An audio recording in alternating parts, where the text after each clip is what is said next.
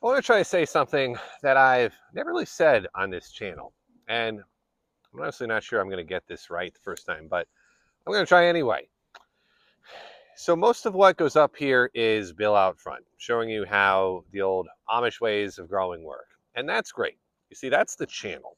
That's what people are come here for. But there's a whole side of this that never makes it on camera, which is me and why I care about any of it in the first place. So you see, I'm Connor. I'm the one who films it, cuts it together, plans out where you're going to see in the channel. Normally, I'm about as far behind the scenes as a person can get. But I wanted to step out here, at least this once, to talk about the thing underneath all of it. So I grew up around an old man. He wasn't Amish, but he grew things the old way, the slow way. And he lived a few houses down from us when I was a kid. My folks both worked a lot, so I ended up in his garden more afternoons than not, mostly just because it was, somewhere to be. And he never talked to me like I was a kid who was in the way. He'd just hand me something to do. Here, thin these out. Here, tie this up.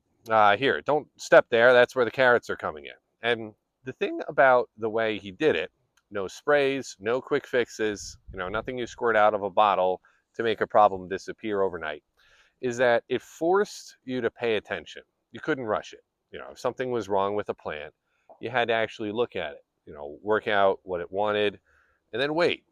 There was a lot of waiting. As a kid, it drove me a little crazy at first too. Now, I think I might be the single most valuable. I think the single most valuable thing anyone has ever taught me was that sometimes you got to wait, because everything else in life got faster. You know how it is. Everything's instant now, or things that tap away, or things supposed to happen right this second, and or it's somehow broken. And a garden grown the old way just won't play along with that. It grows exactly the speed that it grows.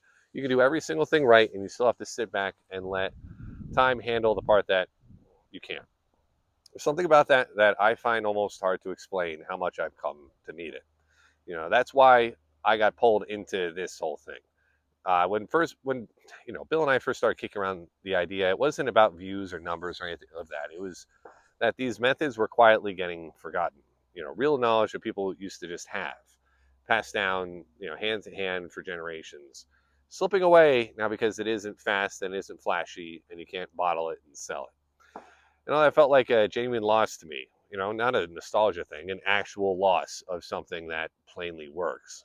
The Amish stuff specifically, what I love about it is how much respect is baked into it.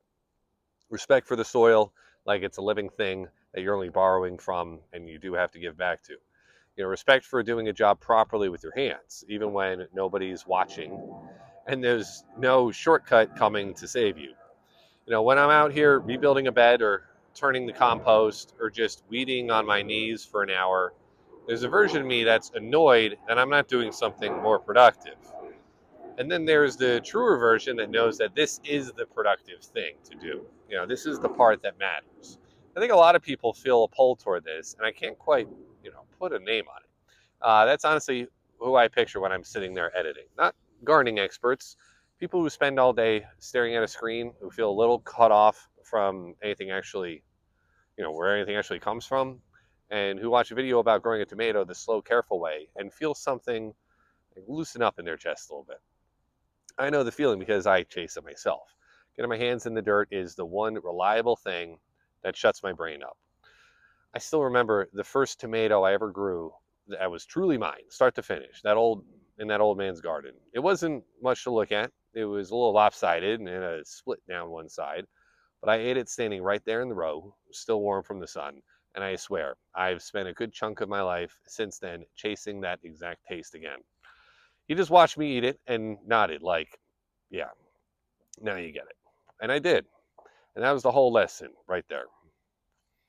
And there's the food, obviously. I'm not going to pretend a tomato you grew yourself the old way in soil you've been feeding for years doesn't taste better than anything off a shelf, because it does, and it isn't even close. But even that's not really the main thing for me.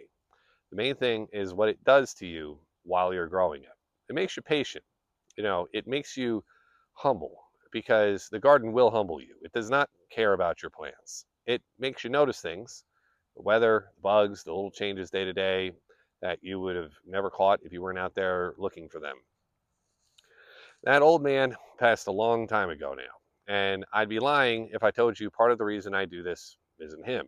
Every time I tie up a plant a certain way, or I catch myself, thinning seedlings without even thinking about it, uh, that's his hands. He's still doing it through mine. Never got to see any of this. He wouldn't have understood what a YouTube channel is, but I think he'd get why I'm doing it. Keeping the old way alive, handing it on to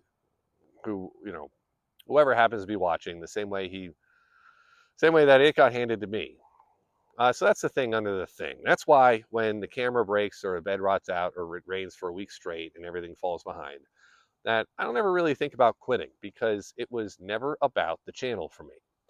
The channel is just how I get to keep doing the thing that I'd be doing regardless, and share it with people who feel the same quiet pull towards something slower and more real.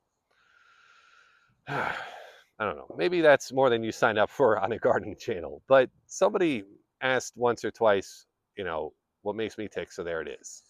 I love this because it's the last slow thing that I've got left, and I'm not willing to give it up. All right, that's about enough of me being sentimental in the dirt. Bill will be back to actually teaching you something useful next time. So thanks for letting me have this one.